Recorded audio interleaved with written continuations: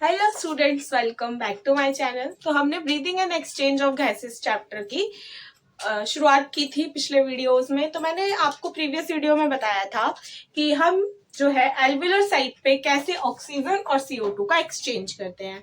हमने वहां ये सब पढ़ लिया था। आज हमारा टॉपिक क्या है? Exchange of oxygen and CO2 at tissue site. यानी कि अब हमने लंग्स में तो डिफ्यूजन करा लिया था ऑक्सीजन और CO2 गैस का। अब हम देखेंगे कि चलो ब्लड में ऑक्सीजन और CO2 अच्छे से पहुंच गए। अब जब वो ऑक्सीजनेटेड ब्लड में ऑक्सीजन है, ऑफ कोर्स ऑक्सीजनेटेड ब्लड में ऑक्सीजन ही होगा, तो वो ऑक्सीजन कैसे ट्रांसपोर्ट होगा और कैसे हमारे टिश्यू साइट पर पहुंचेगा, फिर टिश्यू साइट पर कैसे उसका डिफ्यूजन होगा, कैसे ऑक्सीजन जो है वो हमारे टिश्यू में ट्रांसपोर्ट होगा, फिर CO2 जो है उससे डिफ्यूज होगा, कैसे होगा, ये सब आज हम इस टॉपिक में कवर करने वाले हैं। तो चलिए स्टार्ट करते हैं। तो सबसे पहले exchange of oxygen and CO2 at tissue site. तो कल हमने पढ़ा था कि suppose this is the alveoli. कल का थोड़ा सा रिवीजन करा देती हूँ। This is the alveoli. नीचे था हमारा पल्मनरी कैपिलरी, यहाँ था हमारा पल्मनरी आर्टरी, यहाँ था हमारा पल्मनरी वेन। ठीक है, और ये जो थी ये हमारी थी पल्मनरी कैपिलरी। यहाँ पर ही क्या हो रहा था? हमारा डिफ्यूजन हो रहा था। ठीक है मैम, यहाँ पे क्या था? मैंने आपको बताया था कि इन्वायरमेंट में जो प्रेशर ऑफ ऑक्सीजन होता है या पार्शियल प्रेशर ऑफ ऑक्सीजन होता है वो होता है 159 mmHg। ठीक है, और पार्शियल प्रेशर ऑफ CO2 हमारा इन्वायरमेंट में होता है कितना? 0.3। परसेंटेज के हिसाब से देखें तो वो होता है 0.03% और ये होता है 21%। इनके साइड में लिख देती हूँ 0.03% और ये होता है 21%। यही बताया था मैंने आपको। और मैंने एक चीज आपको बताई थी कि जो हमेशा गैसेस जो होती हैं वो हमेशा high partial pressure to low partial pressure क्या करती है? मूव करती है। ऐसे ही हमारे जो सब्सटेंसेस होते हैं वो भी high concentration to low concentration move करते हैं। और कोई भी चीज जब हाई कॉन्सेंट्रेशन से लो कॉन्सेंट्रेशन पे मूव करती है तो उस प्रोसेस को कहते हैं डिफ्यूजन। ठीक है, तो ये भी क्या करेगी? हाई पार्शियल प्रेशर से लो पार्शियल प्रेशर क्या करती है? गैस हमेशा मूव करेगी। तो 159 यहाँ हाई था और यहाँ एल्वुलाई में जाकर क्या हो जाता है? पार्शियल प्रेशर ऑफ ऑक्सीजन हो जाता है हमारा 104। तो ये हो गया हाई, हो गया लो, तो यहाँ का मूव कर गई थी। फिर यहाँ 104 था। मैंने एक और चीज बताई थी, अगर जब भी पार्शियल प्रेशर लो होगा, लो सबसे लो अगर बात करें ऑक्सीजन में तो 104 भी आ जाता है, अगर सबसे लो होगा तो वो 40 तक ही रीच करेगा। कार्बन डाइऑक्साइड में तो दो ही होते हैं, एक होता है 40, एक होता है 45। अगर मैंने बोला कि कार्बन डाइऑक्साइड में पार्शियल प्रेशर कम है तो 40 हो जाएगा और अगर ज्यादा है तो 45 हो जाएगा। लेकिन इन केस ऑफ ऑक्सीजन यहाँ जो होते हैं पार्शियल प्रेशर ज्यादा होता है, तो इसमें भी कंफ्यूज नहीं होता। अब जैसे मैंने बोला कि कैपिलरी में कितना होगा, तो यहाँ 104 है। अब मुझे और ज्यादा ट्रेवल कराना है और कम होगा, और सबसे कम जो मैंने बताया वो होता है 40। तो यहाँ कितना हो जाएगा? 40 हो जाएगा। अब CO2 को यहाँ से यहाँ मूव करना है, तो अगर मैंने बोला गैस को हाई से लो करना होता है, कार्बन डाइऑक्साइड के दो ही प्रेशर होते हैं 40, 45। यहाँ जब मूव करेगा तो यहाँ हाई होना चाहिए और यहाँ लो होना चाहिए। हाई कितना होगा? 45, लो कितना होगा? 40। तो partial pressure of carbon dioxide in alveoli कितना हो जाएगा? 40। Partial pressure of carbon dioxide in pulmonary capillary कितना हो जाएगा? 45। ये ऐसे करके डिफ्यूज कर जाएगी और ये ऐसे करके डिफ्यूज कर जाएगी। ठीक है, समझ में आया? ये हमने कल क्या किया था? पढ़ा था। ये क्या था? ब्रीफ था। ठीक है, अब यही चीज हम जो है टिश्यू साइट पर देखने वाले हैं कि ये चीज टिश्यू साइट पे कैसे होती होगी। पार्शियल प्रेशर देखेंगे वहां पे भी, लेकिन अच्छे से बताऊंगी इसको भी और उसको भी कंसोलिडेट करके। ठीक है, तो चलिए आप इसको देखिए। तो देखिए, अब हम पढ़ेंगे कि कैसे कैसे टिश्यू में होता है, कैसे लंग्स में होता है। तो मैं एक कंसोलिडेट डायग्राम बनाऊंगी। यहाँ पर लंग्स बनाएंगे, नीचे हार्ट बनाएंगे, उसके नीचे टिश्यू बनाएंगे और सारी की सारी कैपिलरी, वेन्स, आर्टरीज सब शो करेंगे। ठीक है, तो ये है हमारा हार्ट। 4 चैम्बर हार्ट होता है इन मैमल्स। ठीक है, तो ये हम भी मैमल्स है तो 4 चैम्बर हार्ट होगा। अब जैसे मैं ऐसे खड़ी हो जाऊं तो मैंने बताया था जब भी हम किसी का ऑब्जर्व करते हैं तो सबसे पहले हम उसको लेटा देते हैं और ऊपर से ऑब्जर्व करते हैं। तो दिस इज मेरा लेफ्ट हैंड, है ना? तो इधर क्या होगा? मेरा लेफ्ट एट्रियम या लेफ्ट वेंट्रिकल होगा। ये मेरा राइट है तो राइट एट्रियम या राइट वेंट्रिकल होगा। ठीक है, अब मैं इसको घूम जाऊंगी तो मेरा ये क्या होगा? लेफ्ट एट्रियम, नीचे होगा लेफ्ट वेंट्रिकल, यहाँ होगा राइट एट्रियम, राइट वेंट्रिकल। ठीक है, ओके मैम, समझ आया? ओके, समझ आ गया। और लेफ्ट एट्रियम और लेफ्ट वेंट्रिकल में क्या होता है अभी बताती हूँ। डीऑक्सीजनेटेड ऑक्सीजनेटेड कहाँ होता है, ऑक्सीजनेटेड डीऑक्सीजनेटेड कहाँ पे होता है, ठीक है। तो सबसे पहले मैं हार्ट बना लेती, हार्ट तो बना लिया, इसके ऊपर हम क्या बनाएंगे, लंग्स। लंग्स की एल्वुलाई एल्वुलाई बना लेते हैं बस। तो दिस इज सपोज दिस, ये साइड में हटा देती हूँ। यहाँ है ये हमारी एल्वुलाई, यहाँ पल्मनरी कैपिलरी बना देते हैं, ठीक है। तो ये हो गई हमारी पल्मनरी कैपिलरी, ठीक है। थोड़ी सी ऐसे ब्रांचेस दिखा देती हूँ। This is the pulmonary capillary. यहाँ पे बना देते हैं हम सिस्टमिक कैपिलरी, ठीक है। तो ये हो गई हमारी सिस्टमिक कैपिलरी, इसमें भी ऐसे बना देती हूँ। This is systemic capillary. अब लेफ्ट एट्रियम में जो होता है ना, वो ऑक्सीजनेटेड ब्लड क्या करता है, एंटर करता है। क्यों एंटर करता है, क्योंकि जब पल्मनरी कैपिलरी जो है ये पीसी पल्मनरी कैपिलरी जो है, इसमें क्या हो जाता है, डिफ्यूजन हो जाता है, ऑक्सीजन इसमें क्या आ जाती है, पार्शियल प्रेशर की ग्रेडियंट से क्या कर जाती है, इसमें डिफ्यूज कर जाती है। तो ये जो होती है, ये होती है हमारी pulmonary vein. Pulmonary when enter करती है हमारी लेफ्ट एट्रियम में, और क्या देती है इसको, इसको क्या देती है, ऑक्सीजनेटेड ब्लड देती है। तो ओ बी लिख देती हूँ, ठीक है। ऑक्सीजनेटेड ब्लड लेफ्ट एट्रियम में एंटर करता है वाया पल्मनरी वेन, यानी कि पीवी, ठीक है। पल्मनरी वेन से ज्यादा खिचखिच पिचपिच हो जाएगी, इसलिए मैं शॉर्ट लिख दे रही हूँ। पल्मनरी वेन ऑक्सीजनेटेड ब्लड लेके आता है लेफ्ट एट्रियम में। कैसे, क्योंकि पल्मनरी कैपिलरी में क्या हो जाता है, डिफ्यूजन हो जाता है। Pulmonary capillary leads to pulmonary vein. Pulmonary vein जो होता है ऑक्सीजनेटेड ब्लड होता है इसके पास, ये लेफ्ट एट्रियम में क्या कर जाता है, एंटर कर जाता है। फिर हमारा ऑक्सीजनेटेड ब्लड लेफ्ट वेंट्रिकल में मूव करता है। लेफ्ट वेंट्रिकल से मूव करते करते ये क्या करता है, सिस्टमिक आर्टरी क्या करता है, फॉर्मेशन करता है। सिस्टमिक आर्टरी क्या करती है, हमारी सिस्टमिक कैपिलरी के पास ट्रेवल करती है या पहुंचती है, और इसमें अभी भी क्या है, ऑक्सीजनेटेड ब्लड ही है, ठीक है। सिस्टमिक आर्टरी, इसलिए पल्मनरी वेन में ऑक्सीजनेटेड था, यहाँ सिस्टमिक लिख देती हूँ, सिस्टमिक आर्टरी में है, क्योंकि मैंने बताया सारी की सारी आर्टरी ऑक्सीजनेटेड कैरी करती है। बस इधर जो आएगी ना पल्मनरी आर्टरी, वो जो होती है वो डीऑक्सीजनेटेड कैरी बताऊंगी। तो सिस्टमिक आर्टरी थी, इसके पास भी क्या था, ऑक्सीजनेटेड ब्लड था। अभी पार्शियल प्रेशर भी सबके लिखवाऊंगी। ये क्या है, तो मैम ये है हमारी क्या, पल्मनरी, इससे लिख देती हूँ पल्मनरी नहीं है, पल्मनरी तो लंग्स से रिलेटेड होता है।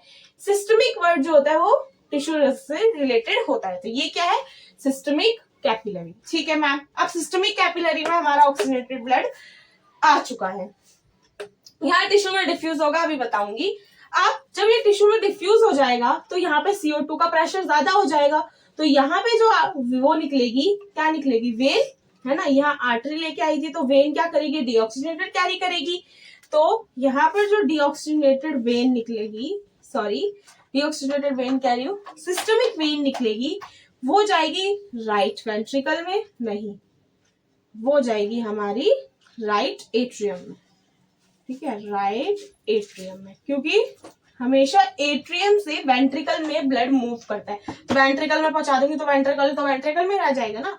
तो एट्रियम के पास क्या गई, हमारी सिस्टमिक वेन गई, ठीक है। एट्रियम के पास कौन गई, हमारी सिस्टमिक वेन गई, और सिस्टमिक वेन में क्या था, हमारा डीऑक्सीजनेटेड ब्लड था। तो हमारा क्या था, सिस्टमिक वेन है, और इसके पास क्या है, डीऑक्सीजनेटेड ब्लड है, डीऑक्सीजनेटेड ब्लड है, ठीक है। क्यों है, क्योंकि यहाँ ऑक्सीजन का डिफ्यूजन हो गया, ऑक्सीजन टिश्यू में चली गई, CO2 कैपिलरी के पास आ गई। अब ये CO2 जो कैपिलरी के पास आ गई, यानी कि ब्लड में आ गई, इजी बोले तो ब्लड में आ गई, और ब्लड क्या हो गया, डीऑक्सीजनेटेड हो गया। अब सिस्टमिक वेन इस डीऑक्सीजनेटेड ब्लड को लेके जाएगी राइट एट्रियम में, फिर राइट एट्रियम से राइट वेंट्रिकल ये ब्लड क्या करेगा, मूव करेगा। फिर राइट वेंट्रिकल में जो है एक आर्टरी निकलेगी, क्या निकलेगी, आर्टरी निकलेगी, वेन निकलेगी। तो यहाँ क्या निकली, पल्मनरी नहीं, यहाँ पे आर्टरी ही निकलेगी, क्योंकि यहाँ तो वेन थी, अब यहाँ क्या होगी, आर्टरी, ठीक है। ये इकलौती आर्टरी होती है जो क्या करती है, डीऑक्सीजनेटेड ब्लड को कैरी करती है, ठीक है। और ये एक ऐसी वेन होती है जो ऑक्सीजनेटेड ब्लड को कैरी करती है, ठीक है। तो यहाँ से राइट वेंट्रिकल से क्या निकली, आर्टरी निकली, और इस आर्टरी का नाम था हमारी क्या, इस आर्टरी का नाम था पल्मनरी आर्टरी। इधर पल्मनरी वेन था, इधर पल्मनरी आर्टरी हो गया। इधर सिस्टमिक वेन क्यों हुआ? क्योंकि ये टिश्यू से रिलेट करती है। और इधर सिस्टमिक आर्टरी क्या हुआ? क्योंकि ये टिश्यू के पास में है ना, या टिश्यू के रिलेट करती है ये भी, ठीक है। तो पल्मनरी आर्टरी, पल्मनरी वेन, बीच में पल्मनरी कैपिलरी, यही सिस्टम होता है, आर्टरी कैपिलरी वेन, ठीक है। ये आपको समझना पड़ेगा। तो ये होगी पल्मनरी आर्टरी। इसमें क्या है? अभी इसमें भी क्या है? डीऑक्सीजनेटेड ब्लड ही है। मैंने बताया ना, ये ऐसी आर्टरी है जिसके पास डीऑक्सीजनेटेड ब्लड होता है, ये ऐसी वेन है जिसके पास ऑक्सीजनेटेड ब्लड होता है। ये बार बार रिपीट क्यों करें? ताकि आपको याद हो। तो डीऑक्सीजनेटेड ब्लड पल्मनरी आर्टरी में आया, ठीक है, यहां गया इससे और कैपिलरी में गया। अब इसमें कार्बन डाइऑक्साइड ज्यादा थी। अब मैं यहां से स्टार्ट करूंगी डिफ्यूजन का प्रोसेस, ठीक है मैम। इसमें क्या थी हमारी, ठीक है, ज्यादा थी। इससे समझाऊं क्या? ये चलेगा ही नहीं, ठीक है। तो यहाँ पे CO2 ज्यादा थी। CO2 ज्यादा मतलब उसका प्रेशर ज्यादा था। कितना होगा? मैंने बोला CO2 के दो ही प्रेशर होते हैं, एक या तो होता है 40 या होता है इसका 45, ठीक है। अब मैंने बोला यहाँ CO2 ज्यादा है क्योंकि डीऑक्सीजनेटेड ब्लड है, तो ज्यादा है मतलब क्या? प्रेशर ज्यादा है, यानी कि यहाँ पर जो CO2 का प्रेशर होगा वो 45 होगा, ठीक है। अलग लिखूं क्या? यहाँ ना लिखूं, तो गड़बड़ हो जाएगा ना। तो यहाँ लिख देती हूँ कि इसका CO2 का प्रेशर इसमें क्या है, ब्लू से ही लिखना पड़ेगा, मैंने सोचा था इसको शो करूंगी, चलो कोई नहीं। तो यहाँ पे CO2 का प्रेशर क्या है? 45, यानी कि ज्यादा। और एल्फिलाई में क्या था? 40 था, ठीक है। तो ये क्या करेगी? यहाँ से यहाँ मूव कर जाएगी, है ना, हाई से लो मूव कर गई है गैस CO2। अब डीऑक्सीजनेटेड ब्लड है तो यहाँ ऑक्सीजन का क्या होगा? प्रेशर कम होगा। प्रेशर कितना कम होगा? जब मैंने बोला कम है तो यानी कि 40 होगा। तो यहाँ ऑक्सीजन का क्या था? प्रेशर 40 था, और यहाँ पे क्या था? 104 था। एक मिनट, पीछे से आवाज आई, ठीक है। तो ये देखिए, यहाँ 40 था और यहाँ क्या था? 104 था, है ना। तो यहाँ हो गया 104। तो हाई से क्या करेगा? ये लो मूव कर जाएगा, यानी ऑक्सीजन क्या हो गई? डिफ्यूज करके हमारे ब्लड में आ गई, और CO2 जो ब्लड में ज्यादा था जिसका प्रेशर, वो डिफ्यूज करके कहाँ चली गई? एल्वेलाई में, एंड देन एनवायरमेंट में चली जाएगी। ओके मैम, ठीक है। अब इसका प्रेशर कितना हो जाएगा? 104 हो जाना चाहिए। जब ये ऑक्सीजनेटेड ब्लड है, इसमें तो आपको बोलना चाहिए मैम इसका तो 104 हो जाना चाहिए, पर मैं कहूंगी नहीं, 104 नहीं होता, इसका होता है 95। क्यों? क्योंकि कुछ amount of deoxygenated blood oxygenated blood में मिक्स हो जाता है, ठीक है। क्यों हो जाता है? क्योंकि बॉडी है, थोड़ा सा अगर आप टेंशन या शट होता है ना, तो फिर वो मिक्स हो जाता है डीऑक्सीजनेटेड ऑक्सीजनेटेड के साथ, तो इसका जो होता है प्रेशर गिर जाता है, और 104 से 95 पे है। बट फिर भी अभी इसका प्रेशर ज्यादा है, ठीक है, ये अभी भी ऑक्सीजनेटेड ही रहेगा, ठीक है, डीऑक्सीजनेटेड नहीं होगा, ठीक है। बस मैंने रीजन बता दिया क्यों 104 नहीं हुआ, ठीक है, ठीक है। तो 95 हो गया हमारा ऑक्सीजनेटेड ब्लड में पार्शियल प्रेशर ऑफ ऑक्सीजन, और CO2 का पार्शियल प्रेशर ऑक्सीजनेटेड ब्लड में क्या हो जाएगा? 40, है ना, 40 हो जाएगा। क्यों? क्योंकि अभी ऑक्सीजनेटेड ब्लड में CO2 कम होनी चाहिए, अगर CO2 ही ज्यादा हो जाएगी पार्शियल प्रेशर तो डीऑक्सीजनेटेड बन जाएगा। तो इसमें क्या हुआ? 40 हुआ। अब ये ऑक्सीजनेटेड ब्लड आया लेफ्ट एट्रियम में, लेफ्ट एट्रियम से लेफ्ट वेंट्रिकल को मूव किया, लेफ्ट वेंट्रिकल से एक सिस्टमिक आर्टरी निकली, ठीक है। सिस्टमिक आर्टरी और सारी की सारी आर्टरी क्या कैरी करती है? ऑक्सीजनेटेड ब्लड को कैरी करती है, तो ऑक्सीजनेटेड ब्लड कैरी करेगी। अभी भी ऑक्सीजनेटेड ब्लड में O2 का जो प्रेशर होगा, पार्शियल प्रेशर, वो 95 होगा, और CO2 का जो पार्शियल प्रेशर होगा वो कितना होगा? 40 होगा, ठीक है। क्योंकि अभी तो ऑक्सीजनेटेड है ना, अभी कोई ट्रांसपोर्ट नहीं, मतलब कोई एक्सचेंज नहीं हो रहा। अब ये ब्लड मूव करके आएगा हमारे किसके पास? हमारे आएगा टिश्यू के पास। जब ये टिश्यू के पास मूव करके आएगा, ठीक है, जिधर सिस्टमिक कैपिलरी, अब टिश्यू के पास डायरेक्टली तो मूव नहीं करेगा, तो सिस्टमिक कैपिलरी जो उसके पास में है उसमें आएगा, ठीक है। ये जो है हमारे, ये क्या हो गए? ये हो गए हमारे टिश्यू, ठीक है। ये टिश्यू की क्या हो गई? सेल्स हो गई। तो यहाँ पर लिख देते हैं दिस इज टिश्यू, ठीक है। अब ये सिस्टमिक कैपिलरी में मूव करके आया ये ब्लड, क्योंकि इसको टिश्यू साइट पे जाना था, किसको? ऑक्सीजन को जाना था, है ना। अभी ब्लड आया किसमें आया? सिस्टमिक कैपिलरी के पास है। इधर जो ऑक्सीजन का पार्शियल प्रेशर है वो 95 है, और कार्बन डाइऑक्साइड का जो पार्शियल प्रेशर है 40 है, टिश्यू साइड पे जो partial pressure of carbon dioxide है वो 45 है। 45 है। क्यों है? क्योंकि टिश्यू जो है उन्होंने रिएक्शंस करी और उन रिएक्शंस में क्या हुआ, CO2 प्रोड्यूस हुआ, ठीक है, और ऑक्सीजन को क्या कर लिया, यूटिलाइज कर लिया। जब ऑक्सीजन को यूटिलाइज कर लिया तो उसका प्रेशर क्या हो गया, लो हो गया। अब लो कितना लो हुआ हमारा, कितना लो हुआ हमारा, मैंने बोलता लो कितना हो सकता है, लो 40 ही हो सकता है, उससे ज्यादा लो तो नहीं होगा, तो 40 था। इधर 95, इधर 40, तो ये हाई टू लो मूव करेगा, यानी हमारा ऑक्सीजन सिस्टमिक कैपिलरी से आ गया टिश्यू में, और यहाँ पे हाई टू लो मूव करेगा, यानी CO2 चला गया सिस्टमिक कैपिलरी में और इसको बना दिया डीऑक्सीजनेटेड ब्लड। डीऑक्सीजनेटेड ब्लड यानी कि CO2 ज्यादा ऑक्सीजन कम। किस वे में ऑक्सीजन कम CO2? पार्शियल प्रेशर में, ठीक है, ठीक है। तो इसका पार्शियल प्रेशर कम हो गया ऑक्सीजन का, CO2 का ज्यादा हो गया, ये बन गया डीऑक्सीजनेटेड ब्लड। अब सिस्टमिक वेन के पास जो प्रेशर होते हैं, ऑक्सीजन का जो पार्शियल प्रेशर होता है वो हो जाता है हमारा 40 और CO2 का जो पार्शियल प्रेशर हो जाता है वो 45 हो जाता है। अब ये मूव करता है राइट एट्रियम से, राइट एट्रियम से डीऑक्सीजनेटेड ब्लड करता है राइट वेंट्रिकल में, राइट वेंट्रिकल से एक आर्टरी निकलती है जो एक अकेली आर्टरी है जो डीऑक्सीजनेटेड ब्लड को कैरी करती है, कम से कम 10 बार रिपीट हो। तो इधर भी ऑक्सीजन की का पार्शियल प्रेशर कितना होगा, 40 ही होगा क्योंकि डीऑक्सीजनेटेड है, और इधर कितना होगा, 45 होगा। अब ये जो है ये डीऑक्सीजनेटेड ब्लड क्या करेगा, ये जाएगा हमारी पल्मोनरी कैपिलरी के पास। अब पल्मोनरी कैपिलरी में फिर से डीऑक्सीजनेटेड, तो फिर से एक्सचेंज होगा, यहाँ 40 था, यहाँ 104 था, तो हाई से लो मूव किया, फिर से ऑक्सीजनेटेड ब्लड बनेगा, फिर से ये ट्रेवल होगा। तो ये जो है ये साइकिल ऐसी की ऐसी चलती रहेगी और हमारा एक्सचेंज हो गया। तो ये हमारा टॉपिक आज कंप्लीट हो गया, exchange of oxygen and CO2 at tissue site.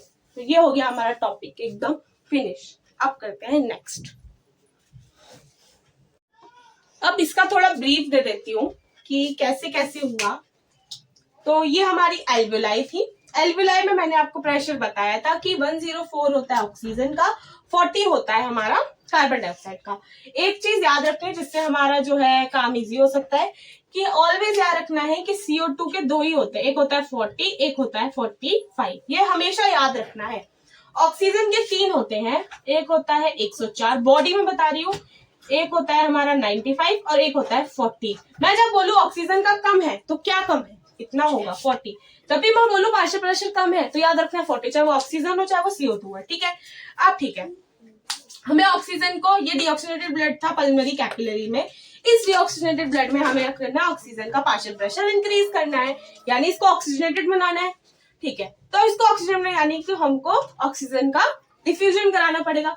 जब यहाँ ऑक्सीजन का पार्शियल प्रेशर ज्यादा और यहाँ कम होगा तो डिफ्यूजन हो जाएगा, हाई कंसंट्रेशन टू लो।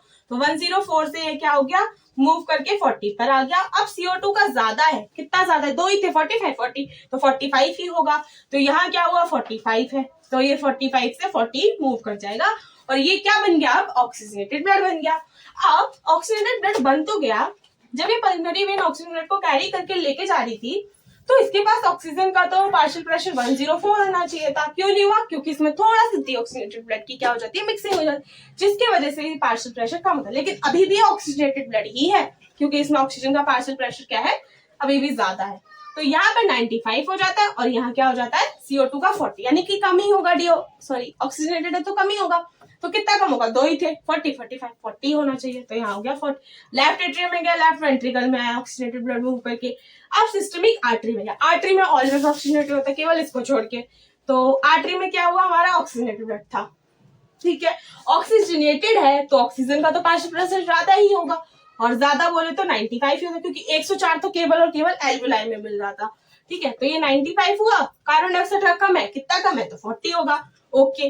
अब ये आया सिस्टमिक कैपिलरी के पास, अभी भी उतना ही है, ऑक्सीजनेटेड 95, इसका 40। टिश्यू साइड पे देखे तो कार्बन डाइऑक्साइड ज्यादा है क्योंकि उधर रिएक्शन चल रही थी, तो कार्बन डाइऑक्साइड ज्यादा है तो कितना ज्यादा, 45 ही होगा, 2 ही तो थे, तो 45 हुआ। और टिश्यू साइड पे ऑक्सीजन का कितना होगा, कम होगा। कम होगा तो मैंने बोलता, जब भी मैं बोलूँ कम, तो चाहे वो ऑक्सीजन की बात हो चाहे वो CO2 की, 40 ही होगा। तो कम है तो कितना कम है, तो ऑक्सीजन का 40 होगा। तो टिश्यू साइड पे ऑक्सीजन का 40, कार्बन डाइऑक्साइड का 45। अगर यहाँ 40 है यानी कि कम है और यहाँ ज्यादा है तो ज्यादा से कम की तरफ क्या कर जाएगी, ऑक्सीजन मूव हो जाएगी। तो ये यहाँ मूव कर गई, टिश्यू को ऑक्सीजन मिल गया और CO2 से क्या हुआ, मूव कर गई CO2 टिश्यू से। ठीक है, अब ये डीऑक्सीनेटेड ब्लड बन गया। डीऑक्सीनेटेड ब्लड में ऑक्सीजन का 40 हो गया, ठीक है, और कार्बन डाइऑक्साइड का 45 हो गया। एक्सचेंज होते हैं ना, तो ये 45 हो गया, पार्शियल प्रेशर 45 हो गया। ठीक है, अब ये ज्यादा हो गया कार्बन डाइऑक्साइड का, तो यानी कि ये क्या बन गया, डीऑक्सीनेटेड ब्लड बन गया। अब डीऑक्सीनेटेड ब्लड बन गया तो यहाँ पे भी 40, यहाँ पे भी 45। क्यों, क्योंकि ये इधर सिस्टमिक वेन थी, ये वेन राइट एट्रियम में खुली, राइट एट्रियम से ब्लड कहाँ मूव हुआ, राइट वेंट्रिकल से। राइट वेंट्रिकल से एक आर्टरी निकली, एक लौती आर्टरी जो डीऑक्सीनेटेड ब्लड को कैरी करती है।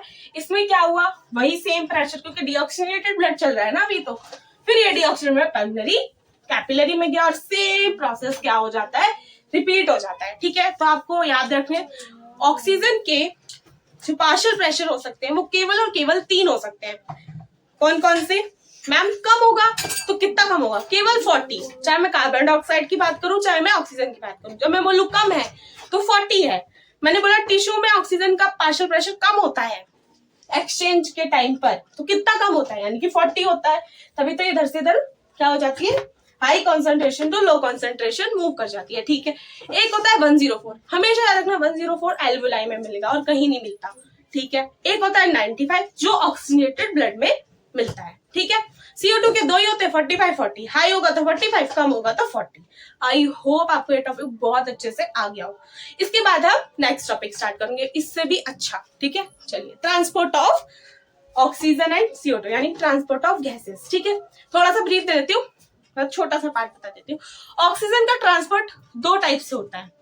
ठीक है, ऑक्सीजन का ट्रांसपोर्ट हम ब्लड से करवाते हैं, एक तो प्लाज्मा के थ्रू, जो ब्लड का प्लाज्मा पार्ट होता है उसके थ्रू करवाते हैं ऑक्सीजन का ट्रांसपोर्ट। ये जो यहाँ से यहाँ ट्रांसपोर्ट हो रहा है, ठीक है, ब्लड के थ्रू तो हो रहा है। तो एक तो होता है इस ब्लड में भी प्लाज्मा के थ्रू, और एक ब्लड में होती है, तो मैं कह रही थी उस ब्लड में फॉर्म एलिमेंट्स होते हैं, एक होते हैं आरबीसी, एक होते हैं डब्ल्यूबीसी। अगर आरबीसी के थ्रू, डब्ल्यूबीसी के थ्रू नहीं होता, आरबीसी के थ्रू होता है।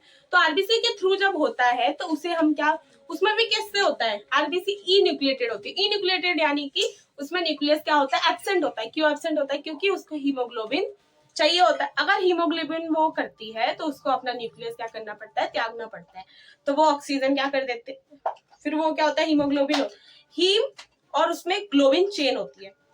चलो अभी बताऊंगी हीमोग्लोबिन का पूरा स्ट्रक्चर। ठीक है, तो मैंने बता दिया कि ऑक्सीजन किस किस से ट्रांसपोर्ट करती है, एक तो फॉर्म्ड एलिमेंट यानी आरबीसी के थ्रू करती है, और एक प्लाज्मा पार्ट के थ्रू करती है। प्लाज्मा पार्ट के थ्रू 3% ही करती है ऑक्सीजन ट्रेवल या ट्रांसपोर्ट, आरबीसी के थ्रू 97% करती है। ठीक है, तो 97% आरबीसी के थ्रू करती है ट्रेवल, और 3% प्लाज्मा के थ्रू ट्रेवल करती है। ठीक है, इसको भी मैं पूरा अच्छे से बताऊंगी। ठीक है, तो लिख लीजिए। तो अब हम बात करने वाले हैं ट्रांसपोर्ट ऑफ गैसेस की। ट्रांसपोर्ट ऑफ गैसेस में 2 ही गैसेस हमें ट्रांसपोर्टेशन के लिए सोचनी है, ऑक्सीजन और CO2 का। तो सबसे पहले हम बात करेंगे कि ऑक्सीजन कैसे कैसे ट्रांसपोर्ट होती है। तो ऑक्सीजन जो होती है पहले तो ब्लड के थ्रू ही होती है ना, CO2 भी ब्लड के थ्रू ही होती है। ठीक है, अब ब्लड में 2 पार्ट होते हैं, एक होता है हमारा प्लाज्मा पार्ट और एक होता है हमारा फॉर्म्ड एलिमेंट्स। फॉर्म्ड एलिमेंट्स में भी 2 टाइप के फॉर्म्ड एलिमेंट्स होते हैं। कौन कौन से, एक होता है आरबीसी और एक होता है डब्ल्यूबीसी।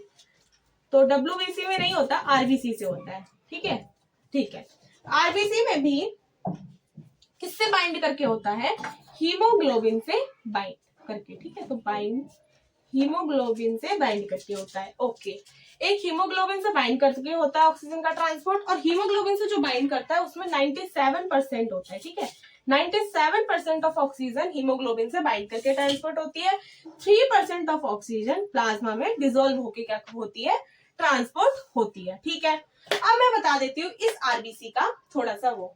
तो सबसे पहले यहाँ पे लिख लीजिए कि एक तो ऑक्सीजन होती है हमारी किससे, डिसॉल्व इन प्लाज्मा, यानी प्लाज्मा में डिसॉल्व होके, डिसॉल्व इन प्लाज्मा कितनी होती है, 3% होती है। ठीक है, और दूसरा हमारी होती है किससे, हमारी बाइंडेड विद हीमोग्लोबिन। और हीमोग्लोबिन से जब ये बाइंड करती है तो एक स्ट्रक्चर बनाती है जिसको हम बोलते हैं ऑक्सी हीमोग्लोबिन। ठीक है, ये एक अनस्टेबल स्ट्रक्चर होता है। जब ये एल्वेलाई के पास होती है तो ये ऑक्सीजन क्या करती है, हीम पार्ट से जाके क्या कर देती है, जुड़ जाती है। जब ये हीम पार्ट से जाके जुड़ जाती है तो ऑक्सी हीमोग्लोबिन स्ट्रक्चर बनाती है। वो ऑक्सी हीमोग्लोबिन जो होता है वो अनस्टेबल होता है, वो टिश्यू साइड पे जाके वही रिएक्शन दोबारा करके ऑक्सीजन और हीमोग्लोबिन में बढ़ जाता है और ऑक्सीजन जो होती है टिश्यू के पास पहुंच जाती है। ठीक है, तो ये अनस्टेबल होता है, टूट जाता है, बन जाता है। ठीक है, इजिली। ओके, तो बाइंडेड विद हीमोग्लोबिन, हीमोग्लोबिन और फॉर्म क्या करती है, ऑक्सी हीमोग्लोबिन का। किसका फॉर्मेशन करती है, ऑक्सी हीमोग्लोबिन का। यहाँ 3% होता है और यहाँ 97% होता है। ठीक है, अब इसका स्ट्रक्चर बना देती हूँ। Suppose this is the haemoglobin. ठीक है, हीमोग्लोबिन में क्या होता है, हीमोग्लोबिन में 4 हीम पार्ट होते हैं। हीम क्यों बोल रही, haem related to iron, Fe2+। ठीक है, अगर 4 हीम बोले यानी कि 4 आयरन होंगे, इसी से क्या करती है, ऑक्सीजन मॉलिक्यूल बाइंड करता है। और 4 होते हैं हमारे पास क्या, ग्लोबिन चेन्स होती हैं। ठीक है, ग्लोबिन की चेन्स होती हैं। ठीक है, कौन कौन सी होती है, एक होती है अल्फा 1, एक होती है अल्फा 2, एक होती है बीटा 1, एक होती है बीटा 2। ठीक है, समझ आ रहा है। तो ये 4 क्या हो गई, चेन हो गई, और ये क्या हो गया, हीम पार्ट हो गया, जिसमें हीम पार्ट में भी आयरन होता है। ये हीमोग्लोबिन क्या करता है, वैसे हीमोग्लोबिन का मेन काम होता है आरबीसी को कलर प्रोवाइड करना। ये जो होता है रेड कलर देता है। ठीक है, provide red colour to the RBC. ठीक है, तो यहाँ आरबीसी भी लिख लें, आरबीसी में होता है haemoglobin. Haemoglobin red colour provide करता है। हीमोग्लोबिन की अगर बात करें तो इसका स्ट्रक्चर कैसे होता है, इसका स्ट्रक्चर 4 इसमें हीम पार्ट होते हैं, उसमें भी क्या होता है, आयरन होता है। ठीक है, 4 आयरन हो गए, और 4 ग्लोबिन की चेन होती है, अल्फा 1, अल्फा 2, बीटा 1, बीटा 2। अब कैसे होती है, इसका स्ट्रक्चर बनाते हैं। तो this is, suppose this is chain alpha 1, this is chain alpha 2, alpha 1, alpha 2, this is chain this is chain beta 1, this is chain beta 2। ठीक है, चेन्स है यहाँ बस ऐसी अभी याद रखने के लिए। ठीक है, तो ये चेन्स है। अब इस पे क्या लगा होता है, हीम पार्ट होता है। हीम में क्या होता है, बेसिकली हमारा आयरन होता है। तो this is the heme part, this is the heme part, heme part, heme part. Red colour आ गया ना इसमें, तो ये हीम पार्ट हो गया। अब इसमें क्या होता है, आयरन होता है। क्या होता है, आयरन, Fe2+। यही जो होती है हमारी ऑक्सीजन मॉलिक्यूल बाइंड हो जाती है इसी हीम पार्ट से। ठीक है, Fe2+, Fe2+।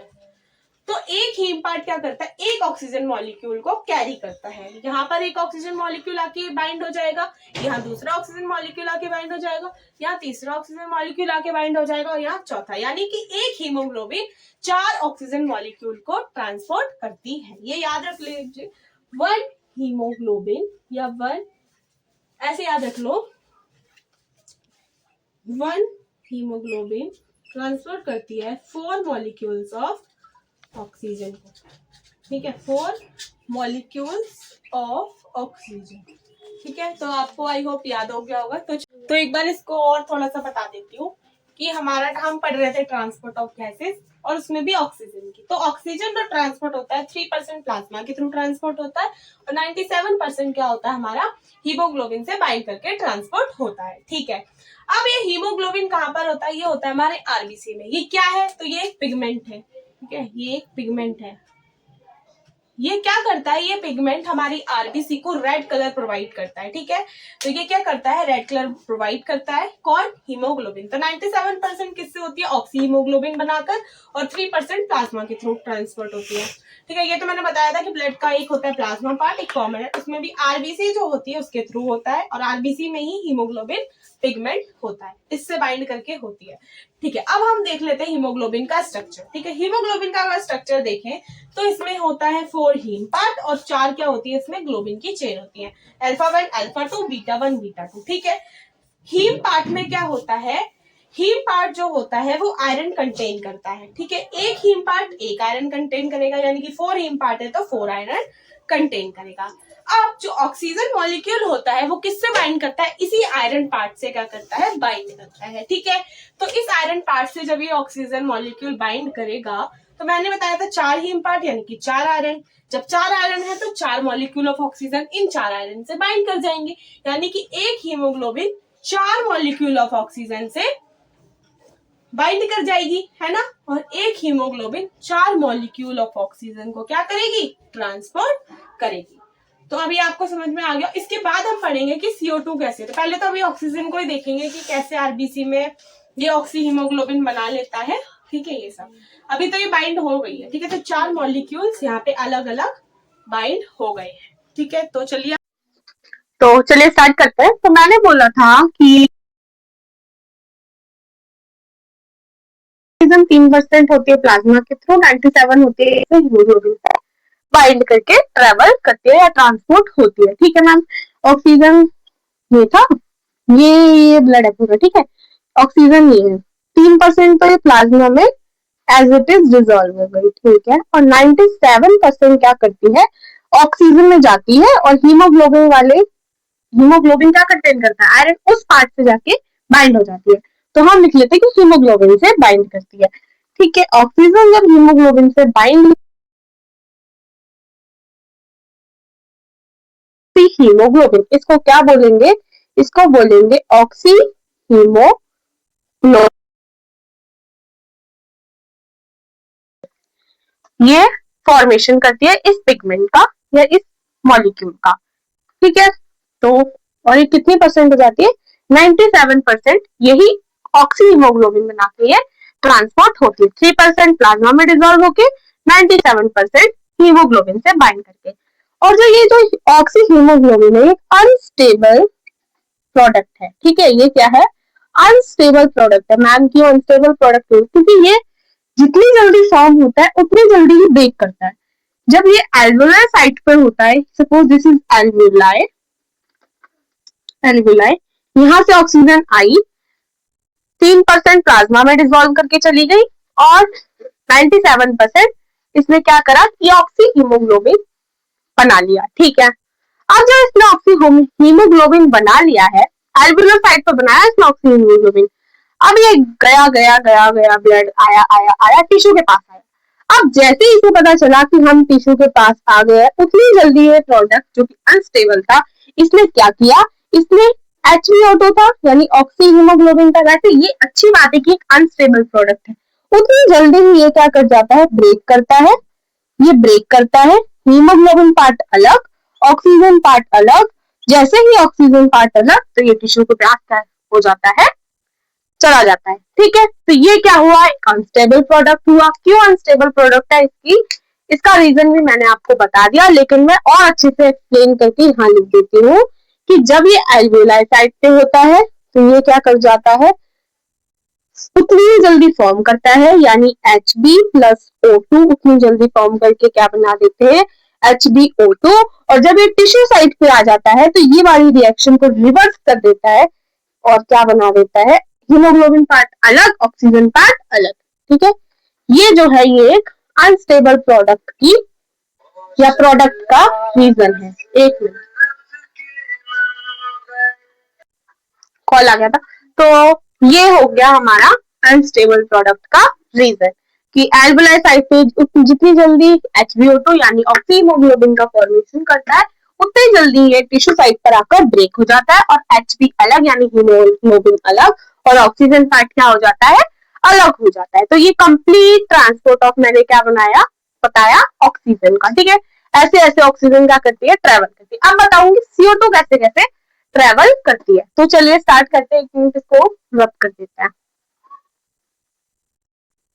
अब मैं पहले थोड़ा सा डेटा बताऊंगी जो एनसीईआरटी में दे रखा है, उसके बाद हम क्या करेंगे, CO2 का देख लेंगे, CO2 कैसे कैसे ट्रेवल करती है। तो डेटा, ठीक है, डेटा दे रखा है कुछ एनसीईआरटी में। एनसीईआरटी में बोला गया है कि 100 ml of blood, 100 ml of blood जो है वो कैरी करता है कितना ग्राम हीमोग्लोबिन, 25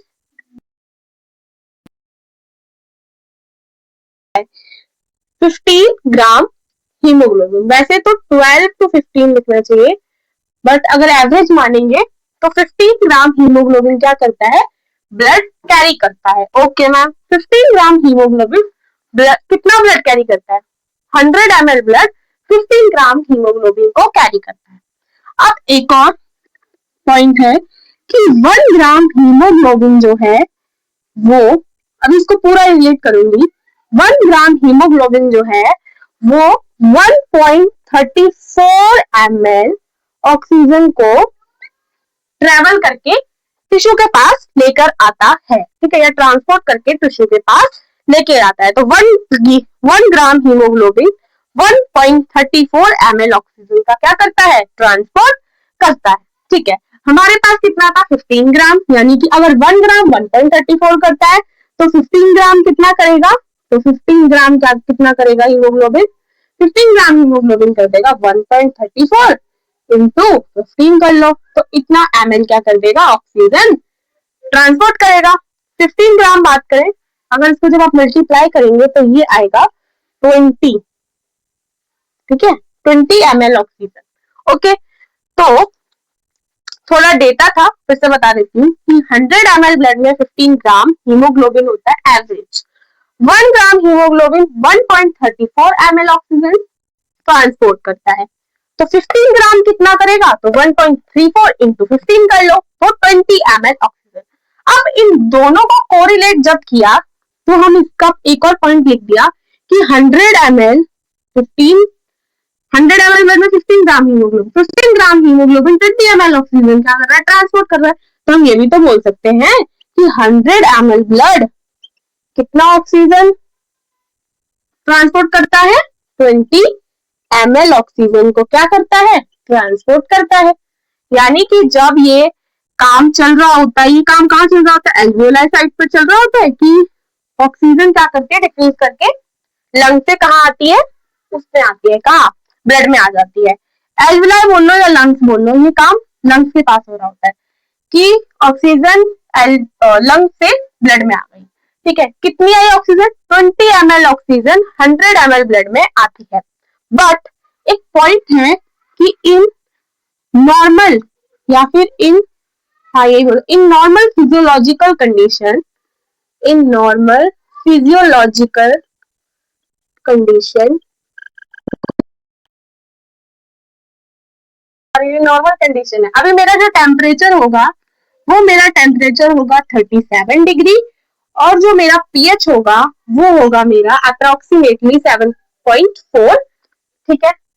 ये होती है हमारी नॉर्मल फिजियोलॉजिकल कंडीशन। इस कंडीशन में 100 ml ब्लड जब टिश्यू के पास पहुंचता है तो वो केवल 5 ml ब्लड 5 ml ऑक्सीजन को ही डिलीवर करता है टिश्यू के पास। 15 ml ऑक्सीजन जो है वो उसके पास सेफ रखी रहती है। क्यों सेफ रखी रहती है, जब आप एकदम फास्ट रनिंग कर रहे होते हैं तो वो ऑक्सीजन उस टाइम आपको दे देता है, ठीक है। तो 15 ml ऑक्सीजन ब्लड के पास ही है, बस 5 ml जो ऑक्सीजन है, तभी तो बोला एट नॉर्मल फिजियोलॉजिकल कंडीशन। अभी आप जब कोई जोर वाला काम नहीं कर रहे हैं, नॉर्मल खड़े हैं, नॉर्मल कोई काम कर रहे हैं, तब उसने केवल कितना ऑक्सीजन आपको डिलीवर किया, 5 ml ऑक्सीजन ही deliver to the tissue, deliver to the tissue, ठीक है। तो ये क्या है, डेटा है किसका, एनसीईआरटी का। फिर से बता देती हूँ कि 100 ml ब्लड में 15 ग्राम हीमोग्लोबिन प्रेजेंट होता है, ठीक है। अब ये पॉइंट अलग, अब 1 ग्राम हीमोग्लोबिन जो है, एक ग्राम हीमोग्लोबिन वो 1.34 ml को क्या करता है, ट्रांसपोर्ट करता है। तो 15 ग्राम कितना करेगा, तो 15 इंटू 1.34 कर दो तो पता चल जाएगा, यानी कि 20 ml ऑक्सीजन। जब आप इसको मल्टीप्लाई करेंगे तो 20 निकल के आएगा, यानी 15 ग्राम हीमोग्लोबिन 20 ml ऑक्सीजन को ट्रांसपोर्ट करता है। 100 ml में 15 ग्राम हीमोग्लोबिन था, 15 ग्राम हीमोग्लोबिन 20 ml ऑक्सीजन को ट्रांसपोर्ट कर रहा है। तो मतलब क्या हुआ, सीधा सीधा 100 ml ब्लड 20 ml ऑक्सीजन को ट्रांसपोर्ट कर रहा है, ठीक है। तो ये क्या हुआ, लंग्स में था कि 100 ml ब्लड में 20 ml ऑक्सीजन आ चुका है लंग्स से, ठीक है। अब ये जब टिश्यू के पास पहुंचता है तो ये 20 टिश्यू को नहीं देता, सिर्फ 5 ml देता है। क्यों, क्योंकि इसको पता है हमारी बॉडी को कि जब हम रनिंग करेंगे तब ऑक्सीजन कहाँ से आएगी, उस टाइम तो वो जल्दी जल्दी नहीं खींचेगा ना। तो 15 ml ये अपने पास ही रखता है ऑक्सीजन को, ठीक है। केवल 5 ml क्या करता है, टिश्यू को डिलीवर करता है, ठीक है। तभी बोला है इन नॉर्मल फिजियोलॉजिकल कंडीशन, यानी जब आपका टेम्परेचर 37 डिग्री होगा, पीएच आपका 7.4 होगा, तो क्या होगा, 100 ml blood 5 ml oxygen deliver करता है, किसको, टिश्यूज, ठीक है। तो ये क्या थी, एनसीईआरटी का डेटा था, इसको लिख लीजिए। तो गाइस एनसीईआरटी में कुछ डेटा दिया हुआ है, तो उस डेटा को एक बार नजर मार लेते हैं उस पर। तो एनसीईआरटी में बोला गया है कि 100 ml ब्लड जो होता है वो 15 ग्राम हीमोग्लोबिन कैरी करता है, ठीक है। आपको तो पता ही होगा कि आरबीसी के पास क्या होता है, हीमोग्लोबिन नाम का इक्विपमेंट होता है। तो वही बोला है कि 100 ml ब्लड 15 ग्राम हीमोग्लोबिन को कैरी करता है। तो फिर उसके नीचे बोला हुआ है उसी लाइन में कि 1 ग्राम हीमोग्लोबिन 1.34 ml ऑक्सीजन को क्या करता है, ट्रांसपोर्ट करता है। तो 15 ग्राम हीमोग्लोबिन कितनी ऑक्सीजन को ट्रांसपोर्ट करेगा, तो 1.34 इंटू 15 कर लीजिए, तो 20 ml आ जाएगा। यानी 15 ग्राम हीमोग्लोबिन 20 ml ऑक्सीजन को ट्रांसपोर्ट करता है। और ये 15 ग्राम हीमोग्लोबिन किसमें होता है, 100 ml ब्लड में होता है। यानी 100 ml ब्लड जो होता है वो डायरेक्टली क्या बोल सकते हैं, 100 ml ब्लड जो होता है वो 20 ml ऑक्सीजन को क्या करता है, ट्रेवल करता है या फिर ट्रांसपोर्ट करता है। जब हम नॉर्मल फिजियोलॉजिकल कंडीशन में होते हैं, नॉर्मल फिजियोलॉजिकल कंडीशन क्यों बोला, कि जब हमारा टेम्परेचर 37 डिग्री होता है और हमारा पीएच 7.4 होता है, तब क्या होता है, हमारा 100 ml ब्लड कैरी तो करता है 20 ml ऑक्सीजन, लेकिन डिलीवर कितना करता है, केवल और केवल 5 ml ऑक्सीजन जो है वो टिश्यू को डिलीवर करता है। ये जो 20 ml ऑक्सीजन होता है ये लंग साइड से होता है, आता तो लंग से 20 ml है, बट वो टोटल पूरा नहीं उसको दे देता टिश्यू को, केवल 5 ml जो होता है वो टिश्यू को देता है। तो जब हम जैसे रनिंग कर रहे होते हैं, कोई फिजियोलॉजिकल ज्यादा एक्टिविटी कर रहे होते हैं, तब जो होता है वो 15 ml डिलीवर और कर देता है टिश्यू को, but at normal physiological condition वो केवल 5 ml ऑक्सीजन ही टिश्यू को देता है। आई होप सो आपको समझ में आ गया होगा। तो